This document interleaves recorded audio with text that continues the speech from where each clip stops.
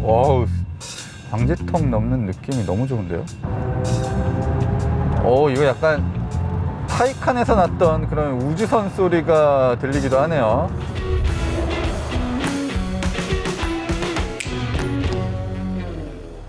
저희가 시승하고 있는 모델은 GT라인의 4륜 구동 시스템이 접목된 모델입니다. 배터리 상태는 84%고 지금 354km를 갈 수 있다고 표시가 됩니다. EV6의 핵심은 아이오닉과의 차별점인 것 같습니다. 결국에는 같은 플랫폼, 여러 가지 같은 재료들을 사용하지만 두 브랜드가 차의 차별점을 두기 위해서 어느 정도는 함께 논의한 부분도 있는 것 같고요. EV6가 조금 더 늦게 출시가 된 만큼 아이오닉5에 비해서 조금 더 나은 점도 있습니다. 먼저 EV6가 아이오닉5에 비해서 최고 출력도 더 높은 편이고 최대 주행거리도 더 깁니다. EV6는 77.4kWh의 용량을 지니고 있고요. 아이오닉5보다 조금 더 배터리 용량이 커요. 근데 일단 휠베이스 같은 경우는 아이오닉5가 100mm 더 길거든요. 근데 어쨌든 이 실내에 차곡차곡 배터리를 조금 더 많이 실었습니다. 또 EV6는 초고성능을 내는 GT 모델도 있잖아요. 물론 내년에 출시될 예정이긴 하지만 같은 플랫폼, 같은 뼈대를 사용하고 있는 자동차에서 다양한 색깔을 내주는 자동차가 나올 수 있다는 것도 전기차의 특징이기도 하고, 아이오닉5와 EV6의 개발 기간이 그렇게 큰 차이가 나진 않을 겁니다. 비슷한 시기에 함께 개발을 하기 시작했을 텐데, 그럼에도 불구하고 아이오닉5와 EV6의 이런 여러 가지 차이가 있다는 부분은 앞으로 전기차들은 훨씬 더 다양한 색깔을 내줄 수 있고, 발전 속도도 일반적인 내연기관에 비해서는 훨씬 더 빠르게 진행이 될 것 같습니다. 최근에 공개된 제네시스 GV60과 비교를 해도 그렇잖아요. 같은 플랫폼을 사용하지만 EV6는 다른 구동 모델이 320마력 정도인데 제네시스 GV60 같은 경우는 400마력이 넘죠. 그동안 현대차와 기아차가 서로 공유를 많이 하면서 껍데기만 다른 차, 실질적으로 느낌도 굉장히 비슷했거든요. 차별화될 수 있는 부분이 거의 디자인에 국한이 돼 있었는데, 이제는 브랜드에 확실한 차이가 느껴질 것 같고 브랜드마다 성격을 더 명확하게 내세울 수 있을 것 같습니다. 근데 확실히 무거운 배터리가 차체 밑바닥에 깔리다 보니까 안정감이 굉장히 좋습니다. 중심이 굉장히 잘 잡혀져 있고 마치 오뚜기 위에 올라탄 기분이거든요. 그래서 급격하게 차선을 바꿀 때도 일반적인 내연기관 자동차가 주는 느낌은 아닙니다. 진짜 바닥에서 꽉 잡으면서 이렇게 흔들어주는 느낌이거든요. 내연기관 자동차에서 아무리 무게중심을 낮춘다고 하더라도 분명히 피크 포인트는 생기기 마련입니다. 미드식 같은 자동차는 그런 것들을 해결하기 위해서 엔진을 차체 가운데로 계속 밀어 넣잖아요. 무게중심이 아무리 낮게 배치돼 있다고 하더라도 앞이나 뒤쪽에 쏠려 있게 되면 하중 이동에 불리한 부분들이 있는데, 전기차는 생각해 보시면 굉장히 균등할 거예요. 앞뒤에 전기 모터가 공평하게 위치해 있고 무거운 넓은 배터리가 곳곳에 무게를 분산시켜 주기 때문에 그런 하중 이동에 있어서도 일반적인 내연기관 자동차에 비해서 훨씬 유리한 부분이 분명히 있습니다. 아이오닉5도 상당히 부드러운 느낌을 많이 보여줬는데 이 정도까지는 아니었던 것 같거든요. 지금 20인치 휠이 장착돼 있을 텐데 승차감이 굉장히 좋습니다. 기아는 EV6의 스포티한 느낌들을 많이 강조하는 디자인과 컨셉을 잡았는데, 승차감에 있어서만큼은 사실 스포티한 느낌과는 조금 달라요. 지금 노면의 이런 상황들을 거의 느껴지지 않게끔 만들어 주거든요. 스포츠카들은 노면의 상태를 자동차가 조금 더 민감하게 그리고 예민하게 받아들여서 운전자가 그런 것들을 컨트롤하고 인지할 수 있게끔 해줘야 되거든요. 근데 이 차는 너무나 부드러워요. 작은 요철이나 패인 곳은 그냥 다 걸러버립니다, 스스로. 그래서 도로 이음새 넘을 때와 방지턱 지날 때 느낌이 굉장히 좋아요. 아이오닉5 같은 경우는 SUV를 타는 느낌이 어느 정도는 있었거든요. EV6는 SUV 같다는 느낌은 거의 들지 않습니다. 서스펜션 세팅도 조금은 다른 것 같아요. EV6가 아이오닉5에 비해서는 훨씬 더 탄력적인 것 같습니다. 훨씬 더 쫀쫀하게 자동차를 잡아주는 느낌이거든요. 에너지 회색 모드는 레벨 0부터 레벨 1, 2, 3, 4 4는 이제 아이페달이 켜지게 됩니다. 아이페달은 거의 원페달 주행이라고 생각하시면 돼요. 브레이크를 밟지 않아도 거의 완벽하게 제동할 때까지 에너지 회생 제동 시스템을 작동시켜 버립니다. 도로 환경에 따라서 에너지 회생 제동 시스템을 알맞게 설정을 해주셔야 됩니다. 이게 일반적인 내연기관 자동차랑 달라서 에너지 회생 제동 시스템을 어떤 식으로 설정하느냐가 전비에 정말 많은 영향을 주거든요. 이런 것들은 조금 신경을 쓰면서 달리셔야 돼요. 일반적인 내연기관 자동차와 이런 것들은 분명히 다릅니다. 에너지 회생 제동 시스템의 강도를 높여놓고 자동차가 왜 이렇게 안 나가? 왜 이렇게 깊게 밟아야 돼? 왜 이렇게 빨리 서? 이런 말씀하시면 안 됩니다. 지금은 이렇게 사람이 일일이 설정을 해줘야 되지만 아마 추후에는 자동차의 센서들이 더 민감해지면 도로의 기울기나 도로 상황을 먼저 살피고 에너지 회생 제동 시스템을 자동으로 바꿔주는 시스템도 아마 도입이 될 겁니다. 주행 모드는 에코, 노멀, 스노우, 스포츠가 있어요. 이거 약간 타이칸에서 났던 그런 우주선 소리가 들리기도 하네요. 이거는 어차피 소프트웨어로 만든 외장 사운드이기 때문에 나중에 추가하는 게 그렇게 어렵지가 않거든요. 지금 시속 100km인데 시속 100km에서도 스포츠 모드에서는 굉장히 강력한 토크를 발휘합니다. 몸이 들썩이죠. 최고 출력은 320마력 정도지만 전기 모터가 주는 토크가 어마어마하거든요. 그래서 속도 높아지는 게 그냥 장난 같아요. 그냥 게임 같아요.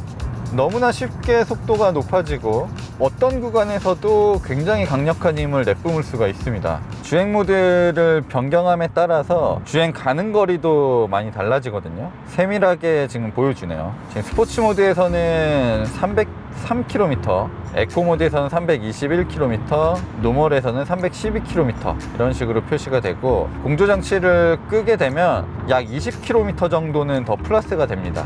공조장치가 전비에 굉장히 영향을 많이 미치는데 현대기아차들은 공조장치가 운전석 쪽만 집중적으로 틀어주는 그런 드라이버 온리도 있습니다. 자, 이러면 조금 더 전력을 아끼면서 달릴 수가 있죠.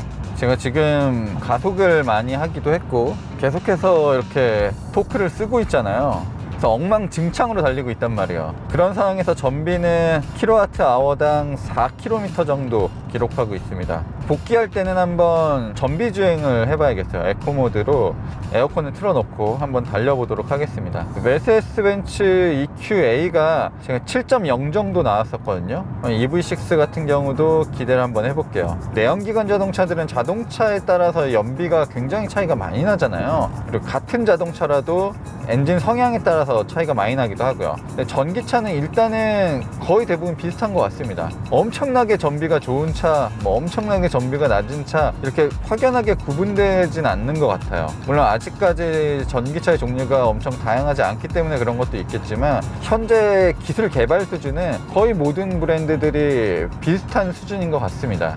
확실히 내연기관 자동차는 서로 출발점들이 다르잖아요. 어떤 회사는 100년이 되기도 했고 어떤 회사는 50년, 어떤 회사는 20년 이런 식으로 다른데 전기차의 개발 시점은 거의 다 비슷하기 때문에 내놓는 결과물의 차이가 엄청나게 다르진 않습니다. 근데 EV6는 최신차기도 하고 전기차기 때문에 이런 운전자 보조 시스템도 굉장히 잘 갖춰져 있습니다. 기본으로 적용되는 운전자 보조 시스템도 많은 편이고요. 시승차는 거의 풀업 상태이기 때문에 이런 운전자 보조 시스템도 적용되어 있는 게 많죠. 기본적으로 내비게이션의 자료를 기반하기도 하고 차선 중앙에 자동차를 위치시켜 놓기도 합니다. 뿐만 아니라 방향지시 등으로 스스로 차선을 바꿔주는 기능도 될 거예요.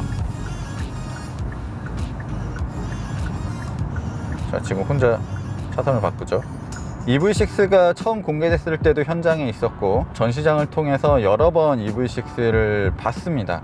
일단 보면 볼수록 아이오닉5보다는 EV6의 디자인이 조금 더 낫지 않나라는 생각이 들어요. 일단 차체를 조금 더 길게 만들고 높이 차이가 꽤 있는 편이거든요. 5cm 이상 높이 차이가 나기 때문에 EV6 같은 경우는 뚱뚱하다는 느낌이 그렇게 들진 않습니다. 다만 해치백을 어거지로 늘려놓은 것 같은 그런 억지스러움이 어느 정도 있긴 하지만 그래도 디자이너가 의도한 바는 어느 정도는 잘 담겨져 있는 것 같아요. 실제로는 굉장히 두툼하고 차가 그렇게 작은 편이 아닌데 늘씬하게 보이기 위해서 많은 노력들이 더해진 건 분명한 사실입니다. 파팅 라인을 최대한 줄이고 차체를 휘감고 있는 라인도 차체 밑바닥에서 이렇게 올라오는 구조고 테일램프와 연결되어 있기도 하거든요. C필러는 플로팅 타임 루프 방식이 적용돼서 자동차가 훨씬 더 낮아 보이게끔 디자인도 했습니다. 굉장히 거대한 휠을 심어 놨기 때문에 더 당당한 느낌도 들고, 바퀴가 크기 때문에 차체가 조금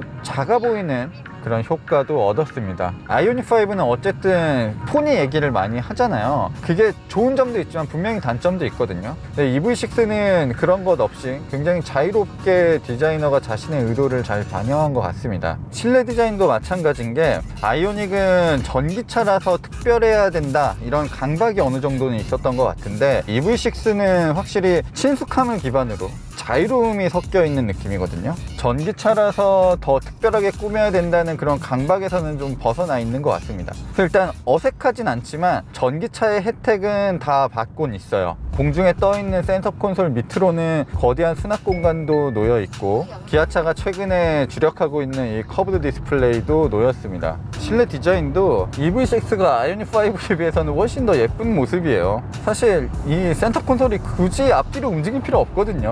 오히려 전자식 기어 셀렉트가 적용되어 있는 특징과 장점을 EV6가 더 잘 살린 것 같아요. 실내 레이아웃과 구성이 억지스러운 느낌도 들지 않고 하나의 컨셉트로 일관되게 잘 만들어진 것 같습니다. 다만 이렇게 크래시 패드를 예쁘게 꾸미려고 노력은 했는데 쿠션으로 처리해 놓지도 않았어요. 이거 그냥 딱딱한 플라스틱을 살짝 겉에만 꾸며 놓은 부분인데 느낌이 이상합니다.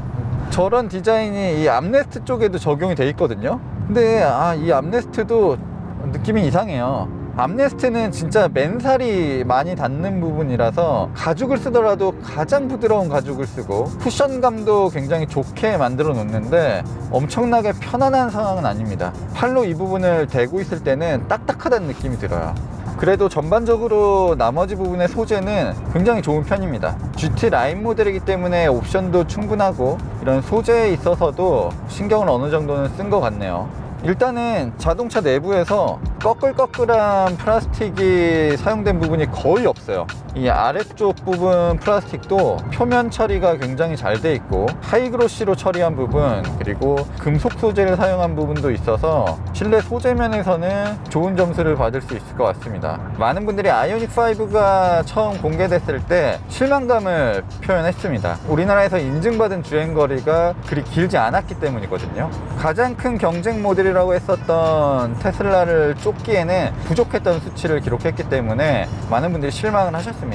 EV6는 그거보다는 조금 상황이 나아졌고, 사실 뭐 그때나 지금이나 저의 생각은 변함이 없는 게, 주행거리는 400km 정도가 맥스라고 해도 일상생활에서 부족함을 느낄 일은 거의 없습니다. 지금 전기차가 태동하고 있는 시기고, 전기차가 처음 나왔을 때 이 차가 좋은지 이걸 따질 명확한 기준을 찾지 못했기 때문에 일단 주행거리에만 많은 분들이 집중을 하고 계십니다. 내연기관 자동차에서 우리가 최대 주행거리를 따지진 않잖아요. 오히려 연비를 더 집중적으로 보시기 때문에 결국에는 전기차도 나중에는 주행거리를 그렇게 따지진 않을 거예요. 전기차가 지금보다 훨씬 더 대중화가 된다면 차를 만드는 제조사나 차를 구매하는 소비자들이 지금처럼 최대 주행거리를 예민하게 받아들이진 않을 것 같습니다. 그때가 되면 전력 효율이나 충전 속도가 훨씬 더 중요해질 거예요. 지금 새로운 전기차가 굉장히 출시가 많이 되고 있는 상황인데, 저희도 이 전력 효율, 전비에 대한 데이터를 축적을 하고 있습니다. EV6도 저희가 시승차를 받아서 빠른 시간 내에 전비 테스트를 진행하도록 하겠습니다.